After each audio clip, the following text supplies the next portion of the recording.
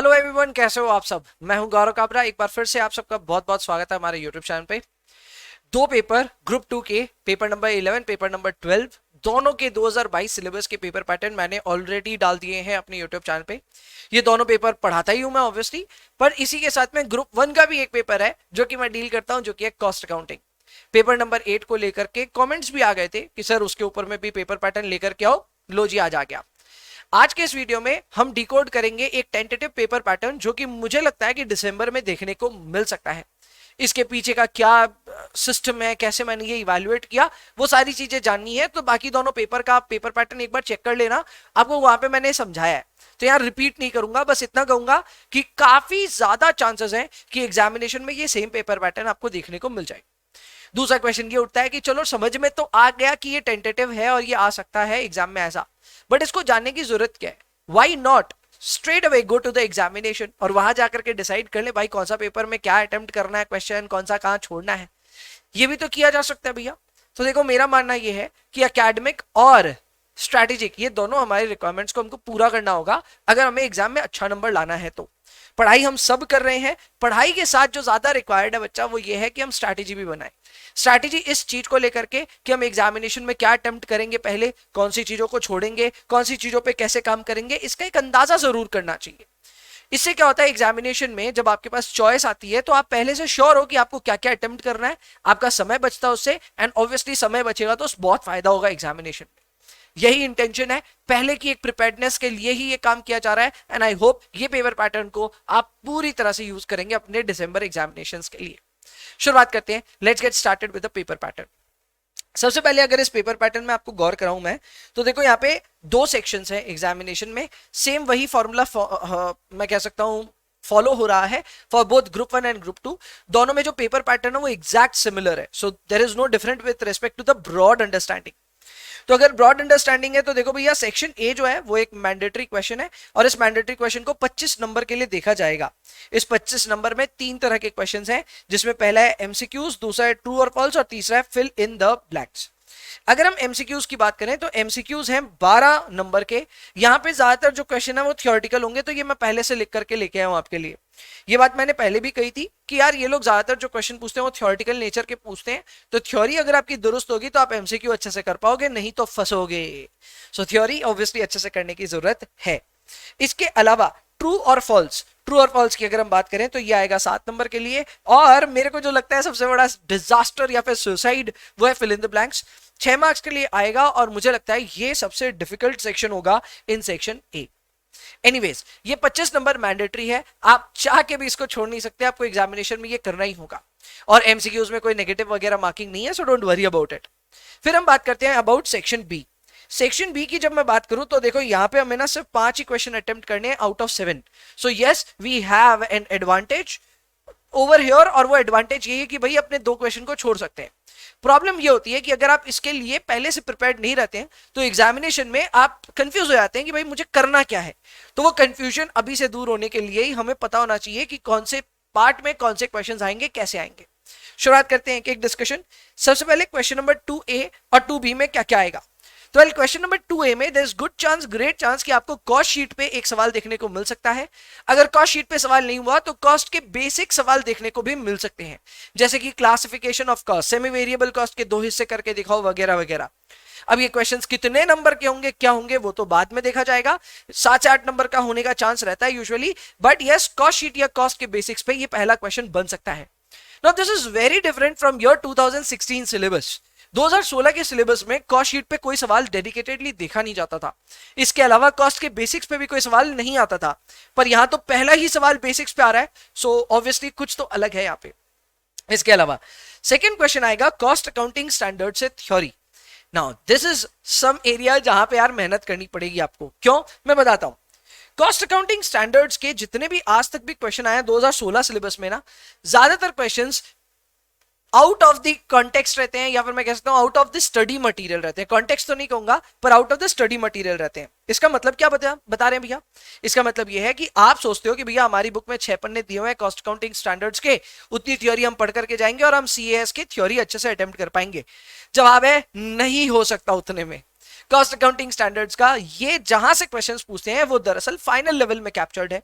Final level में cost accounting standard 100 पन्ने का हो जाता है, और उस 100 पन्ने को अगर आप पढ़ोगे तब जाकर के आप शायद अच्छे से जवाब दे पाओगे of the questions asked in cost accounting standard theory section.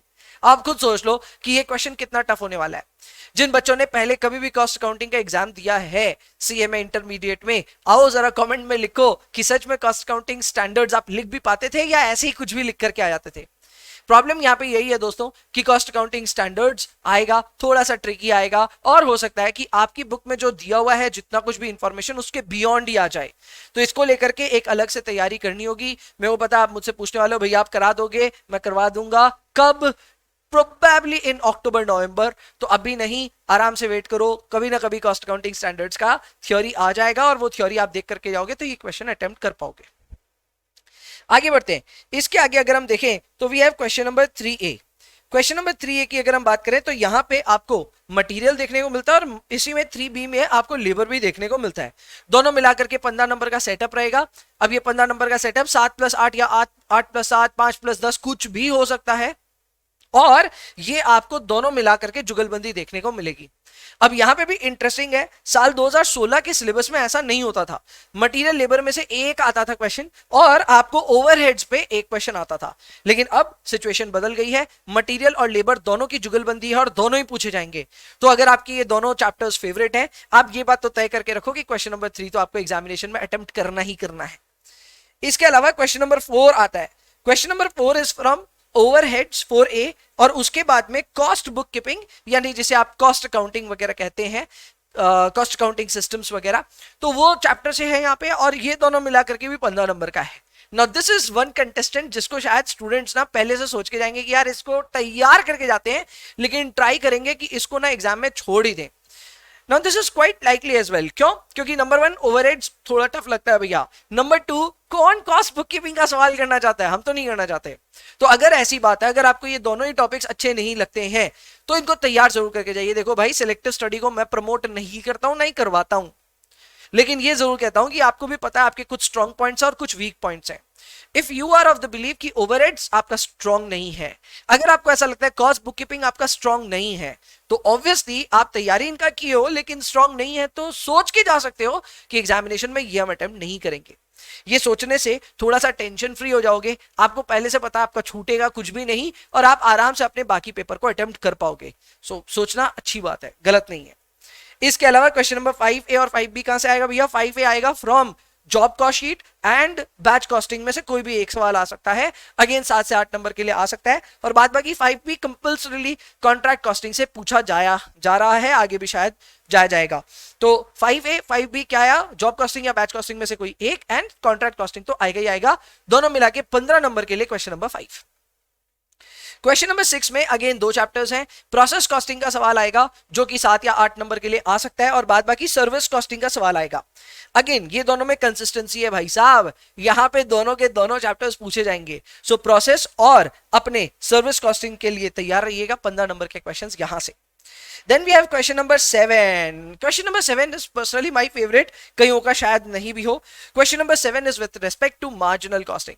Marginal costing के बेसिक सवाल और एडवांस सवाल दोनों ही पूछे जाएंगे। सो जो बेसिक सवाल होगा वो होगा क्वेश्चन नंबर 7A, और 7B थोड़ा सा एडवांस लेवल का क्वेश्चन हो सकता है।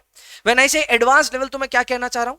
आई am basically referring to bottleneck के सवाल या फिर रैंकिंग के सवाल, उस तरह के जो सवाल होते हैं जो कि ऑब्वियसली मार्जिनल कॉस्टिंग के अंदर ही इर्द गिर्द कवर करा देते हैं, लेकिन फिर भी अगर उस तरह के सवालों की हम बात करें तो वो क्वेश्चन नंबर 7B में देखने लायक हो सकता है।